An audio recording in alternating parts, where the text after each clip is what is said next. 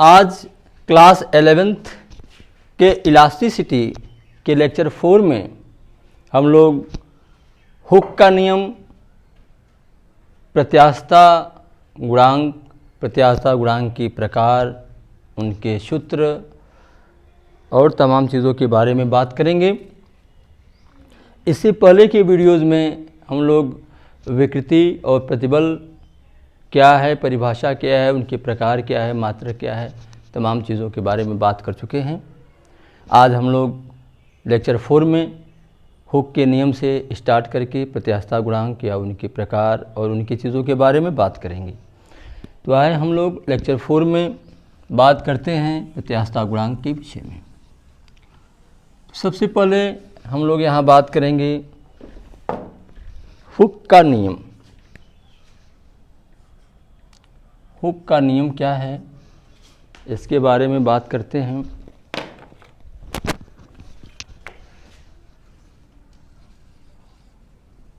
Hook का नियम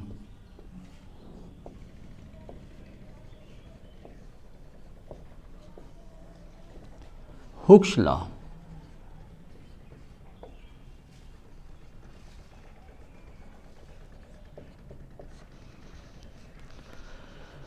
hook एक वैज्ञानिक थे जिन्होंने अपना नियम यहाँ पर दिया कि प्रत्यास्थता की सीमा के अंदर,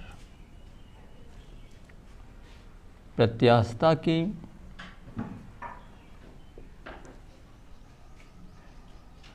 सीमा के अंदर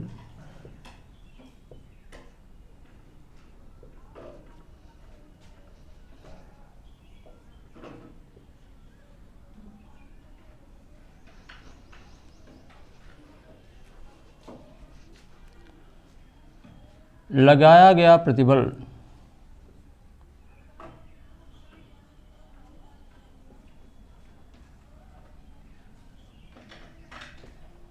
उसमें उत्पन्न विकृति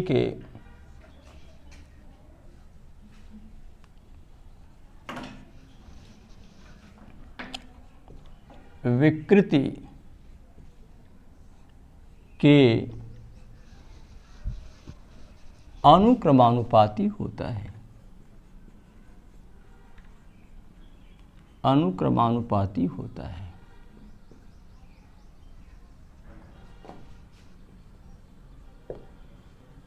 यहाँ पर प्रतिबल और विकृति दोनों के बारे में हुक ने बताता है कि प्रत्यास्थता की सीमा के अंदर हम प्रतिबल यानी कि बल ज़्यादा लगाएंगे तो विकृति ज़्यादा होगी, बल कम लगाएंगे तो विकृति कम होगी। बल का ही रिएक्टिव फोर्स एक प्रकार का प्रतिबल होता है कि जैसे हम बल लगाते हैं तो वस्तु उसका अपोज करने के लिए बाहर कितना बल लगा रही है, प्रतिबल है। तो वो बताता है कि प्रत्यास्थता की सीमा के अंदर लगा प्रतिबल उसमें उत्पन्न विकृति के अनुक्रमानुपाती होता है। और इस प्रकार से यहाँ पर लिखा जाता है कि प्रतिबल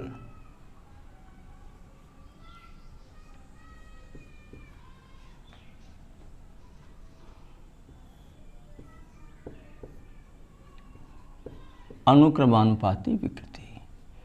इसके लिए कोई स्पेशल नोटेशन है नहीं, इसलिए वर्ड ही पूरा लिख दिया जाता है तो ज़्यादा अच्छा होता है। प्रतिबल को सामान्यतया P और विकृति को S से भी निरूपित करते हैं हम। और प्रतिबल अनुक्रमानुपाती विकृति करते हैं तो अनुक्रमानुपाती चिन्ह हटाते हैं तो एक कांस्टेंट आता है, उसको E से डिनोट करते हैं और E इंटू विकृति हो जाता है। और यह E प्रत्यास्थता गुणांक होता है। जहाँ E प्रत्यास्थता गुणांक है, E क्या है, प्रत्यास्थता गुणांक, E को ही हम प्रत्यास्थता गुणांक कहते हैं। और इस प्रकार से यहाँ पर लिख सकते हैं कि E बराबर प्रतिबल बटा की विकृति। प्रतिबल बटा की विकृति। प्रत्यास्थता गुणांक को हम इस सूत्र से जानेंगे, प्रतिबल बटा की विकृति से। इसको P बटा के एस पी लिख सकते हैं। और यहाँ हम बात करें इसके मात्रक की, तो इसका मात्रक हम बता सकते हैं प्रतिबल वाला मात्रक होगा, क्योंकि विकृति के पास कोई मात्रक नहीं होता है। प्रतिबल का मात्रक कोई दाब वाला मात्रक होता है, तो हम मात्रक इसका लिख सकते हैं न्यूटन पर मीटर स्क्वायर। ये हो जाएगा। और यहाँ पर इसी के साथ साथ हम लोग प्रत्यास्थता गुणांक को भी परिभाषित कर सकते हैं। प्रत्यास्थता गुणांक क्या है, और हम प्रत्यास्थता गुणांक को भी परिभाषित कर लें। जैसा कि ऊपर प्रत्यास्थता गुणांक आ चुका है, तो हम बात कर लेते हैं what is elastic coefficient. Elastic coefficient क्या है, प्रत्यास्थता गुणांक क्या है भाई। तो यहाँ पर भी वही बात हम करते हैं कि प्रत्यास्थता के सीमा के अंदर, प्रत्यास्थता के सीमा के अंदर, प्रत्यास्थता के सीमा के अंदर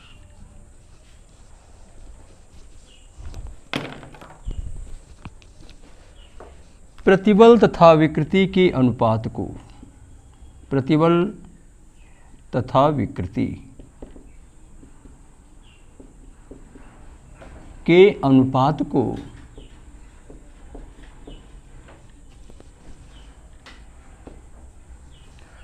प्रत्यास्थता गुणांक कहते हैं।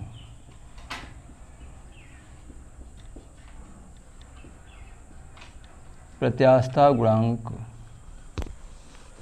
कहते हैं, क्योंकि हम लोग ऊपर ही इसके बारे में बात सब कुछ कर लिए हैं। इसके बाद भी यदि हम चाहें यहाँ तो लिख सकते हैं कि इसे कैपिटल ई से प्रदर्शित करते हैं, कैपिटल ई से प्रदर्शित करते हैं,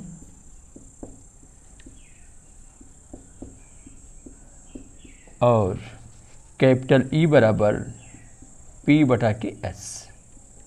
यहाँ पर पी प्रतिबल है, आप पी प्रतिबल के बारे में, प्रतिबल को कोई स्पेशल नोटेशन तो दिया नहीं जाता, फिर भी हम पी दे दिए हैं, और यस विकृति स्ट्रेन।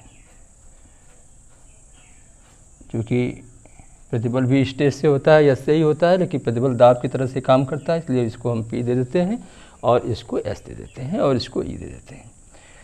और मात्रक के बारे में भी बात हम ऊपर कर चुके हैं, फिर भी मात्रक यहाँ पर लिखा जा सकता है। इसका मात्रक वही दाब का मात्रक प्रतिबल के मात्रक के बराबर होता है, और जिसको हम न्यूटन पर मीटर स्क्वायर कह सकते हैं। यहाँ पर ध्यान रहे कि यहाँ पर प्रतिबल, दाब और प्रत्यास्थता गुणांक तीनों के मात्रक एक होते हैं, समान होते हैं। प्रत्यास्थता गुणांक इन तीनों के ही मात्रक न्यूटन प्रति मीटर स्क्वायर होता है। तो इस प्रकार से हम यहाँ पर बता दिए। अब हम प्रत्यास्थता गुणांक के प्रकार की बात करेंगे, और हम आगे प्रत्यास्थता गुणांक के प्रकारों को परिभाषित करेंगे, उनके बारे में बात करते हुए। तो आए हम प्रत्यास्थता गुणांक के बारे में बात करते हैं। प्रत्यास्थता गुणांक क्या है, परिभाषित कर चुके हैं हम इसको। इसके बाद हम यहाँ प्रत्यास्थता गुणांक की प्रकार के बारे में बात करेंगे। प्रत्यास्थता गुणांक की प्रकार, प्रत्यास्थता गुणांक की प्रकार क्या है भाई। Type of elastic coefficient, type of elastic coefficient.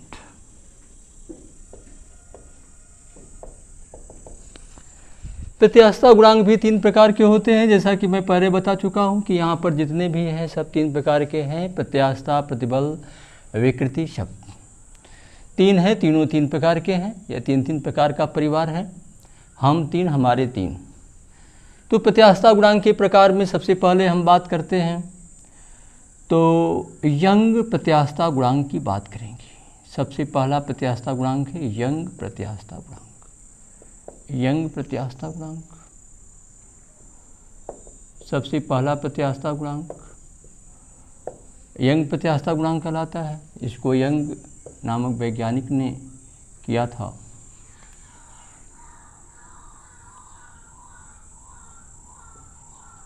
इसलिए इसको यंग्स मॉडुलस के नाम से जानते हैं। यंग प्रत्यास्थता गुणांक की परिभाषा में हम बात वही कहते हैं कि प्रत्यास्थता की सीमा के अंदर, प्रत्यास्थता की सीमा के अंदर, सीमा के अंदर पहला प्रत्यास्थता गुणांक पहले पहले का अनुपात है। प्रत्यास्थता की सीमा के अंदर अनुदैर्ध्य, अनुदैर्ध्य प्रतिबल तथा अनुदैर्ध्य विकृति, अनुदैर्ध्य विकृति के अनुपात को, विकृति के अनुपात को यंग प्रत्यास्थता गुणांक कहते हैं। यंग प्रत्यास्थता गुणांक कहते हैं। यंग प्रत्यास्थता गुणांक को y से प्रदर्शित करते हैं और हमारा जो प्रतिबल था, अनुदैर्ध्य प्रतिबल, उसको हम mg बटा पाई आर स्क्वायर से प्रदर्शित करते थे प्रतिबल को, और यहाँ विकृति को स्मॉल एल अपान कैपिटल एल से प्रदर्शित करते हैं। तो यह सब मिला करके जब आगे बढ़ता है तो y का फार्मूला आ जाता है mgl, यह एल ऊपर चला जाता है और नीचे आ जाता है पाई आर स्क्वायर एल, और इस प्रकार से आपका यह मेन फार्मूला है y = mgl pi r square l. इनके प्रत्येक चीज़ों के बारे में हम बात कर सकते हैं। y क्या है भाई, तो यंग प्रत्यास्थता गुणांक है। y के बारे में हम बात कर सकते हैं कि y यंग प्रत्यास्थता गुणांक है। पहले से भी हम बता दिए हैं कि इसे y से प्रदर्शित करते हैं प्रत्यास्थता गुणांक। यह तो भाई यंग प्रत्यास्थता गुणांक हो गया। यम क्या है, द्रव्यमान है, यम द्रव्यमान है। जी गुरुत्वीय त्वरण है, गुरुत्व त्वरण, और दोनों को मिला करके भार हो जाता है। यल प्रारंभिक लंबाई है, प्रारंभिक लंबाई। पाई तो कांस्टेंट है और आर अनुप्रस्थ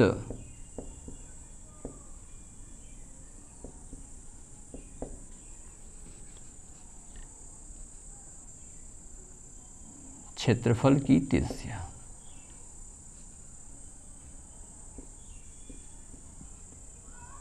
त्रिज्या है पूरे को, पाई आर स्क्वायर को अनुप्रस्थ क्षेत्रफल कहते हैं, और यल लंबाई में परिवर्तन। इतनी चीज़ें हैं।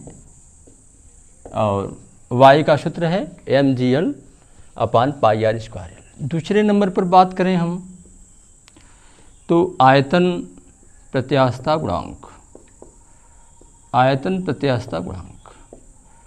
जैसा कि मैं पहले वाले में बता चुका हूँ कि पहले प्रतिबल और पहले विकृति का अनुपात पहला प्रत्यास्थता गुणांक, दूसरे प्रतिबल और दूसरे विकृति का अनुपात दूसरा प्रत्यास्थता गुणांक, यानी आयतन प्रत्यास्थता गुणांक।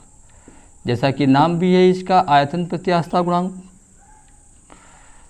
तो इसको कहते हैं हम यहाँ बल्क मॉडुलस, क्योंकि इसको बल्क नामक वैज्ञानिक ने दिया था, इसलिए इसको बल्क मॉडुलस के नाम से जानते हैं। और यहाँ भी परिभाषा वही बताते हैं भाई, प्रत्यास्थता की सीमा के अंदर, प्रत्यास्थता के सीमा के अंदर, सीमा के अंदर, प्रत्यास्थता की सीमा के अंदर आयतन को प्रतिबल, यानी कि अविलंब प्रतिबल उसको बोलते हैं। अविलंब प्रतिबल आयतन के लिए रिस्पांसिबल प्रतिबल को अविलंब प्रतिबल कहते हैं, लंबवत लगता है। अविलंब प्रतिबल यही दूसरा प्रतिबल है, तथा आयतन विकृति, तथा आयतन विकृति के अनुपात को, आयतन विकृति के अनुपात को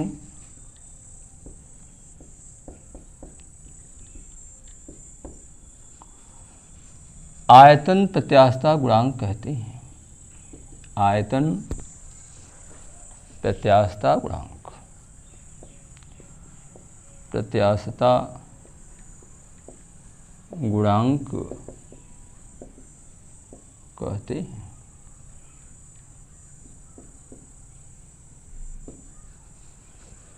आयतन प्रत्यास्थता गुणांक को हम b से प्रदर्शित करते हैं भाई, क्योंकि बल्क मॉडुलस है, इसे कैपिटल B से प्रदर्शित करते हैं, B से प्रदर्शित करते हैं।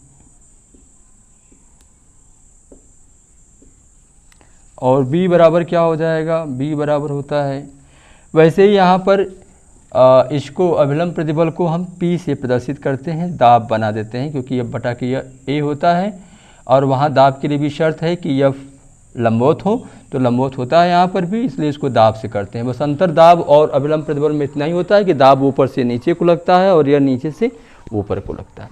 तो यह हो गया भाई, दाब हो गया सीधे। और आयतन विकृति को डेल्टा V अपान V करते हैं, तो अपान V ऊपर चला जाता है और यह इसका फॉर्मूला बन जाता है। अच्छा सा, और यहाँ पर हम बात बता दें कि P जहाँ पर क्या है, दाब, अक्सर दाब के रूप में दिया रहता है वहाँ, और V प्रारंभिक आयतन है, यह प्रारंभिक आयतन है, और डेल्टा V आयतन में परिवर्तन है, आयतन में परिवर्तन। बस इतनी चीज़ों को लेकर के यह बन जाएगा। इसका भी और इसका भी दोनों का ही मात्रक कोई होगा, जो कि प्रत्यास्थता गुणांक का मात्रक था। तीसरे नंबर पर हम लोग बात करेंगे दृढ़ता गुणांक, इसका नाम है दृढ़ता गुणांक। तीसरे प्रत्यास्थता गुणांक का नाम है दृढ़ता गुणांक, coefficient of rigidity of rigidity, coefficient of rigidity. तो यह है हमारा, इसका भी परिभाषा उसी प्रकार से होगा, प्रत्यास्थता की सीमा के अंदर, प्रत्यास्थता के सीमा के अंदर, सीमा के अंदर, प्रत्यास्थता की सीमा के अंदर तीसरा प्रतिबल यानी स्पर्श रेखी प्रतिबल या पार्श्वी प्रतिबल, जो भी कहते हैं हम इसको, स्पर्श रेखी प्रतिबल, स्पर्श रेखी प्रतिबल तथा अपरूपण विकृति, अपरूपण विकृति के अनुपात को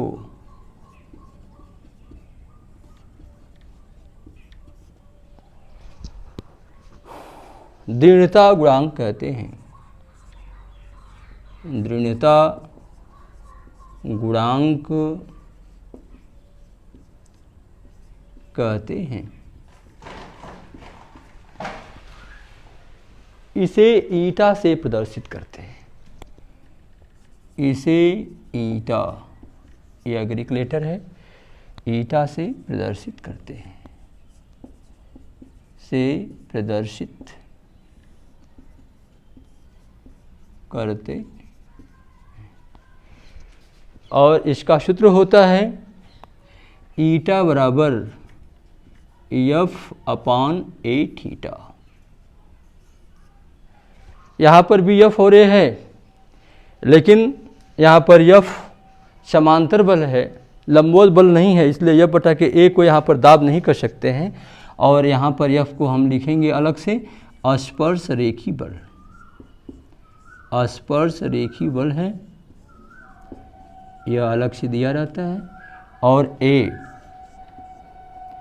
पृष्ठ का क्षेत्रफल है, पृष्ठ का क्षेत्रफल है, और थीटा अपरूपण विकृति है, अपरूपण विकृति।